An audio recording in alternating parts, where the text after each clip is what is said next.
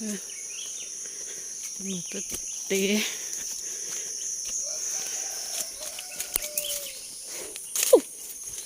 còn mình được chỉ nhung mì bao nhiêu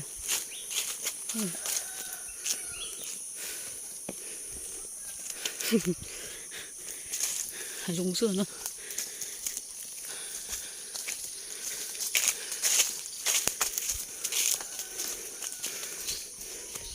nó sải thôi tụt tung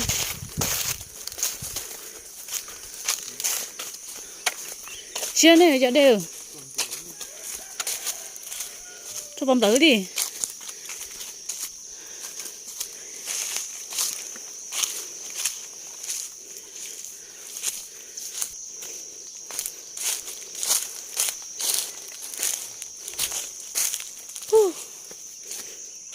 dư tao luôn để tao cái này cái gì ô dư tiêu dư lòng tao này dư dư à dư mì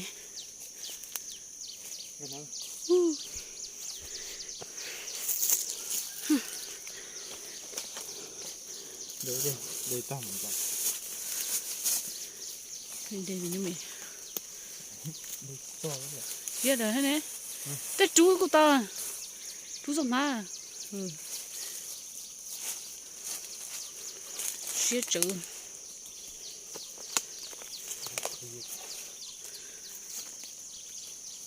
dư tàu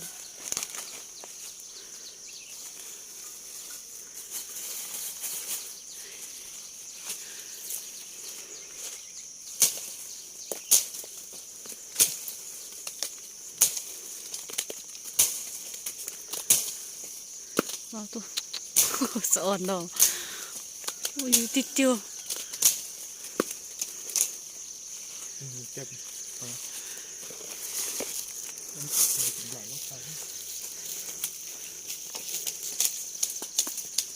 xí gì cho bấm lại xem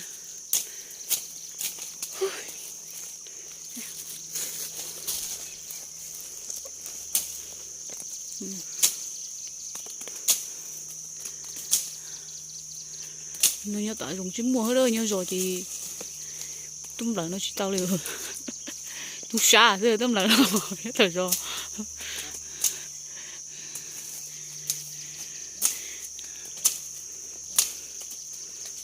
dùng lúc rồi có rồi là biết rồi có rồi mà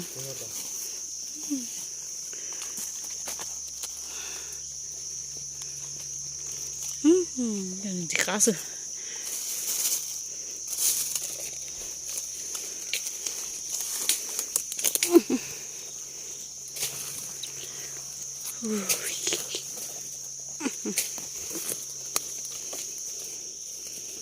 rồi cố rồi động thế giờ là cho vắt là giờ tiền tống nguồn để bảo tiền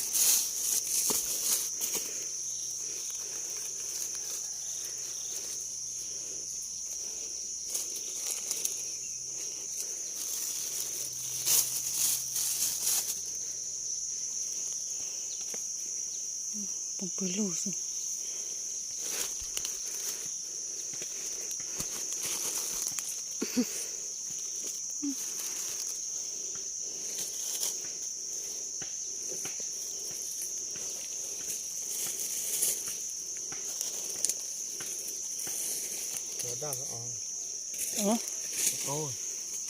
cho lia đi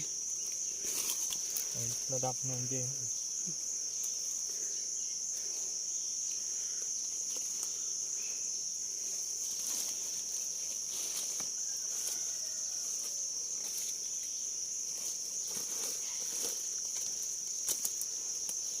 thì dùng mẹ à cho vậy ít tệ khơi cho nó chờ tệ cho nó như cho chỉ nhớ này chế nó nè nhớ này nó chế đó nè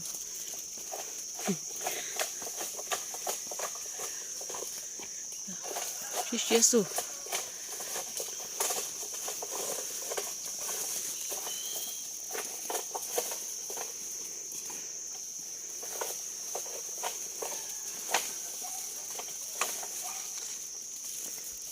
đúng không?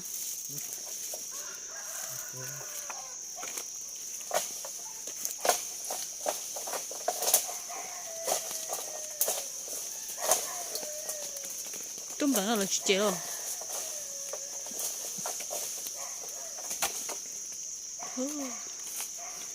Đấy, khởi cái đi nào.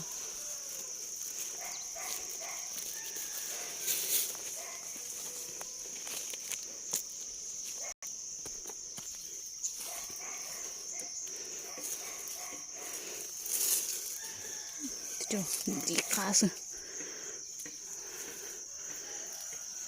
Nhưng rồi là không chở cái hộp chỉ như mè.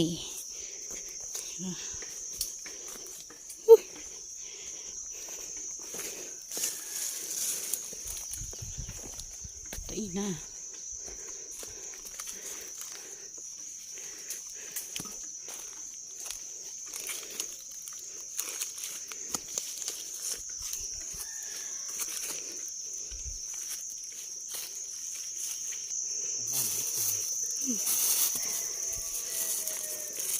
Tí nè.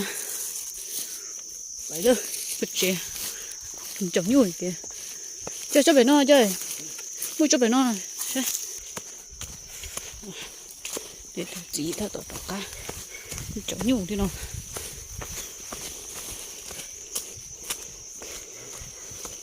Ô là chấm mấy thủ cọc đây hả thế? Lúc uống đẹp ấy mà. Ô khá cơ. Chỉ dìa sư thế nào. Hãy giống lò sư. Giống lò ý lò.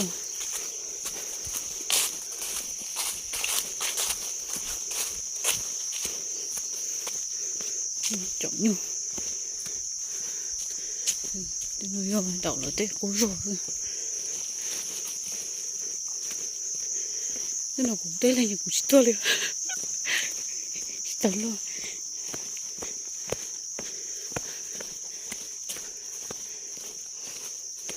Nó chọn nhu. Chọn nhu. Nó rồi. Trời. Đó là cho chị.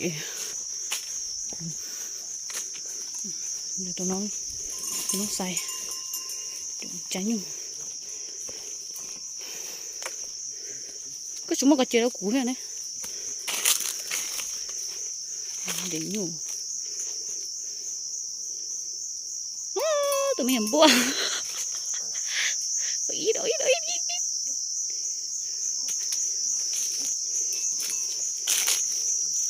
để cho vui cho mình làm bua thế sao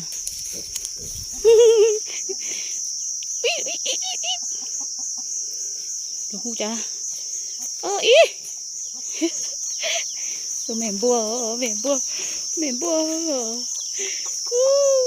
gì nữa liền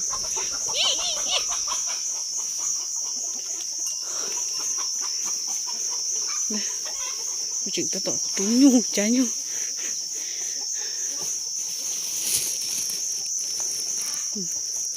cái chế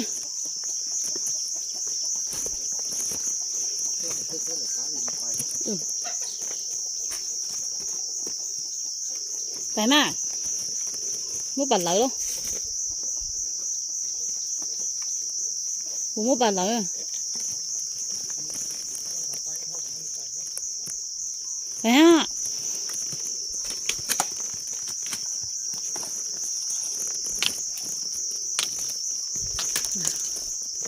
đánh nhiều chỗ rồi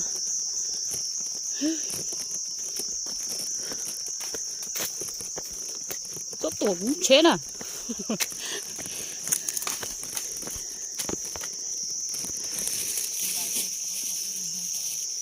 đây trái nhu cho